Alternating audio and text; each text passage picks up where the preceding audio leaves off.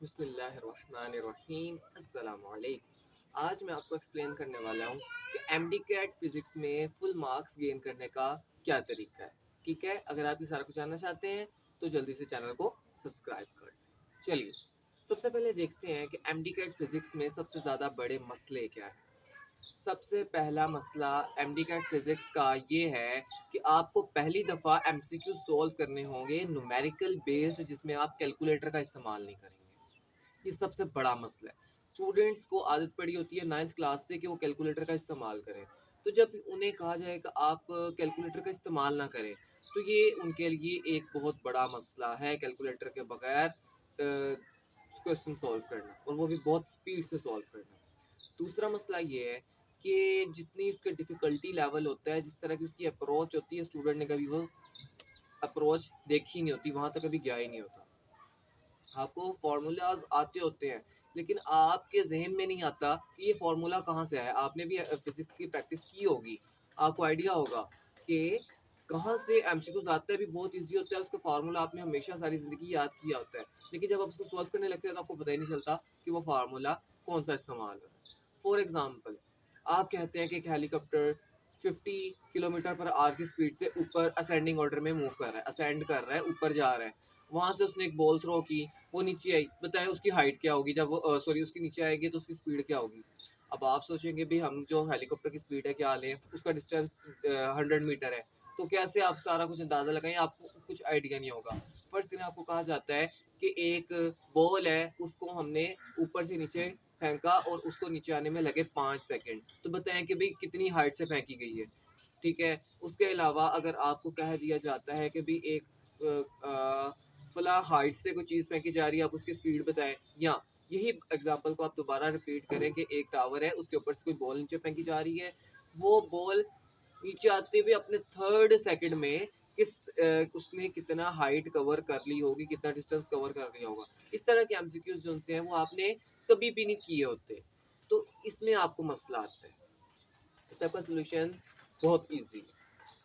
ठीक है, सबसे पहले बात करते हैं विदाउट कैलकुलेटर आपने न्यूमेरिकल कैसे सॉल्व करने हैं। जी, कैलकुलेटर के बगैर सॉल्व करना बहुत ही आसान है। कैलकुलेटर के बगैर सॉल्व करना बहुत ही आसान काम है। आपने अप्रोक्सीमेट वैल्यू देखनी होती है। फॉर एग्जांपल, आपका काम है, आपने डिवाइड करना है 12/3.2 को। ठीक है, 12/3.2। अब आपको पॉइंट में डिवाइड करने में टाइम लगेगा। आप क्या करें, वो 0.2 को इग्नोर कर दें। 3/12 क्या आएगा, 4 आएगा। तो 4 के करीब करीब आपके ऑप्शन में जो जो जवाब होगा आप उसको टिक कर दें। कोई 6 होगा, कोई 8 होगा, कोई 10 होगा, तो आपका जवाब किसके करीब आया है, 4 के करीब आया है, तो आप उसको क्या करें, 4 लगा दें। उसके अलावा आपने जो कॉस की वैल्यूज, साइन की वैल्यूज और tan की वैल्यूज, ये आपने याद कर लेनी है। 30 एंगल पे, 45 एंगल पे, 0 एंगल पे, और 60 एंगल पे, और 90 एंगल पे। उसके अलावा 180, 270, 360, ये तो आपको पता होना चाहिए। ये आप वैल्यूज याद कर लें, आपको ये याद करनी पड़ेगी। अच्छा, इसकी ट्रिक भी होती है, ये मैं आपको बताऊंगा आगे चल के। अच्छा जी, ये वैल्यूज आप याद कर लें। उसके बाद आपने जो सी, जैसे फर्ज कर ले आपने ग्रेविटेशनल एक्सेलरेशन की वैल्यू पड़ी है 9.8, आप उसको 10 कंसीडर करें। ठीक है, उसके बाद आप जो सिंपल कैलकुलेशंस होती हैं, अगर आपकी साइंटिफिक नोटेशन में वैल्यू आ जाती है 10⁻23 प्लस 10⁻24, आपको पता होना चाहिए जहाँ में बेस सेम होती है वहाँ पे पावर ऐड हो जाती है। ठीक है, अगर मल्टीप्लाई हो रहा हो तो, अगर डिवाइड हो रहा हो बेस सेम हो तो पावर माइनस हो जाती है। ये सारी वैल्यूज आपको पता होनी चाहिए। ठीक है, उसके बाद आप छोटी मोटी वैल्यूज अपने पास करके रख लें कि 10/2 क्या, 1/2 क्या होता है, 1/3 क्या होता है, √2 क्या होता है, √3 क्या होता है, √5 क्या होता है। ये जो वैल्यूज हैं जो ज़्यादा इस्तेमाल होती हैं, इनको आप याद रख लें। ठीक है, उसके अलावा आप फ्रैक्शन में सॉल्व करने का आसान तरीका कि आप उसकी अप्रोक्सीमेशन कर लें। जैसे 100/3, तो अब 100 को आप डिवाइड करने बैठ जाए 3 के साथ। अब ये देखें 90 तक आता है, 90 किस पे आता है, 3 के टेबल पे, 30 पे, तो 32 या 33 के करीब आंसर होगा। ठीक है, इसी तरह पॉइंट्स में जो से होते हैं उसको भी आप इस तरह सॉल्व कर सकते हैं अप्रोक्सीमेट वैल्यू से। ठीक है, तो आपने एग्जैक्ट वैल्यूज में नहीं देखनी होती, आप इसकी अप्रोक्सीमेट वैल्यू देख सकते हैं। ठीक है, अच्छा जी, इसके बाद नेक्स्ट हमारी जो बात होती है वो ये है कि आपने जो एमसीक्यूज़ हैं, जिस तरह आपने देखे नहीं है, उनको कैसे सॉल्व करें? तो भाई उसका तरीका ये होता है कि आप प्रैक्टिस करें। मैं बार-बार एक वर्ड कहता हूँ, प्रैक्टिस, प्रैक्टिस, प्रैक्टिस। आपने प्रैक्टिस ज़रूर करनी है। ये वाला जो आपका मसला है ना, आपको फ़ॉर्मूलाज़ तो आते हैं लेकिन आप एमसीक्यू सॉल्व नहीं कर पाते। आपको नहीं पता चलता कि इस एमसीक्यूज़ में कौन-सा फ़ॉर्मूला इस्तेमाल हुआ है। तो इसका एक ही हल है और वो है प्रैक्टिस। आप प्रैक्टिस के बगैर ये मसला हल नहीं कर सकते। आप प्रैक्टिस करें, आपको ये क्वेश्चन आपको समझ आए कि ये क्वेश्चन कैसे सॉल्व होना है, इसके ऊपर कौन सा फार्मूला लग रहा है, इसकी अप्रोच कहाँ तक है, इसकी डिफिकल्टी लेवल कहाँ तक है। ठीक है, आपने प्रैक्टिस करनी है। आप ये याद रख लें कि जब असेंडिंग और इसके कुछ शॉर्टकट्स भी होते हैं। जब आप प्रैक्टिस करते हैं तो अपने शॉर्टकट जो नोट्स बनाते हैं उसके अंदर शॉर्टकट्स लिख के रख लें। ठीक है, फार्मूलाज लिख के रख लें। आप क्वेश्चन सॉल्व करें, आपके क्वेश्चन गलत होंगे, प्रैक्टिस करने से क्वेश्चन गलत होंगे। अब वो जो क्वेश्चन गलत हो रहे हैं उसके लेक्चर्स देखें, उसको किसी आपने टीचर को मुझे सेंड कर दें, किसका जवाब क्या है, उसकी एक्सप्लेनेशन देखें उसके अंदर क्या फार्मूला यूज़ हो रहा है। ठीक है, उसके बाद अब दोबारा उसको सॉल्व करें।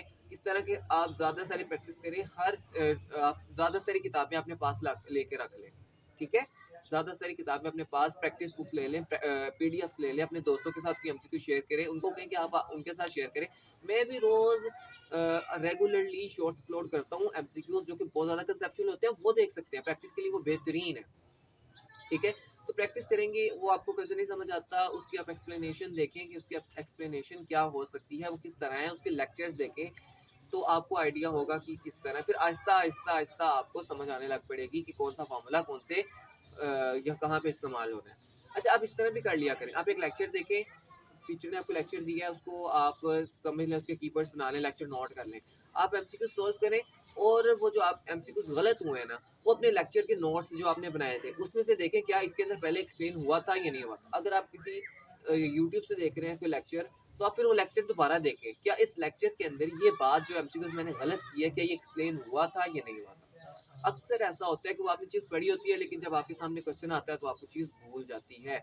जब आप इस तरह की अप्रोचेज़ इस्तेमाल करेंगे, इस तरह के तरीके इस्तेमाल करेंगे, तो आपके लिए ईज़ी हो जाएगा एमडी-कैट। फिज़िक्स बच्चों को बहुत ही मुश्किल नज़र आता है एमडी-कैट सब्जेक्ट के हवाले से, कि ये स्टूडेंट्स को बहुत मुश्किल लगता है। लेकिन जब आप इसकी प्रैक्टिस करते हैं, देखिए हर चीज़ के एक ही हल है और वो है प्रैक्टिस और हार्ड वर्क। आप जब भी इसकी प्रैक्टिस करेंगे, आपके एमसीक्यूज़ गलत होंगे। लेकिन जितने गलत होंगे उतना फ़ायदा है, आप जितनी ज़्यादा प्रैक्टिस करें, इससे आपको पता चलेगा कि अभी आपका लेवल नहीं है। आप प्रैक्टिस करते जाइए, इंशाल्लाह आपके एमसीक्यूज़ गलत होना कम हो जाएँगे। ठीक है? तो इसके अलावा अगर आप बुक्स कहते हैं कि आप ये भी स्टूडेंट्स बहुत ज़्यादा इस तरह करते हैं और वो बेवकूफ़ स्टूडेंट्स होते हैं। क्या करते हैं? अपने प्रोविंस की किताब भी ले आए, फेडरल भी ले आए और उसके अलावा केपीके की भी ले आए, बलूचिस्तान की भी ले आए, सिंध की भी ले आए, सारी किताबें ला के रख ली, ए लेवल भी ले ली, ओ लेवल भी ले ली, सारी किताबें ला के रख ली। ठीक है? अब बताएँ जी, 3 महीने या 1 महीने या 2 महीने का टाइम है, इसके अंदर आप ये कैसे तैयारी करेंगे? इतनी सारी किताबें पढ़ना डिफ़िकल्ट नहीं, इम्पॉसिबल है। तो आप सिलेबस ख़त्म कर ही नहीं पाते, या एक ही सब्जेक्ट का होता है, बाकी सब्जेक्ट का होता नहीं है। तो ये गलती तो बिल्कुल भी नहीं होनी चाहिए। तब ही जाके आप एप्टीट्यूड में 190 प्लस स्कोर, बल्कि अब तो 170 प्लस स्कोर कर सकते हैं। होप सो आपको समझ आई हो। ठीक है? तो अगर अच्छा लगे आपको तो लाइक कर दें, शेयर करें और सब्सक्राइब करें। Thank you so much.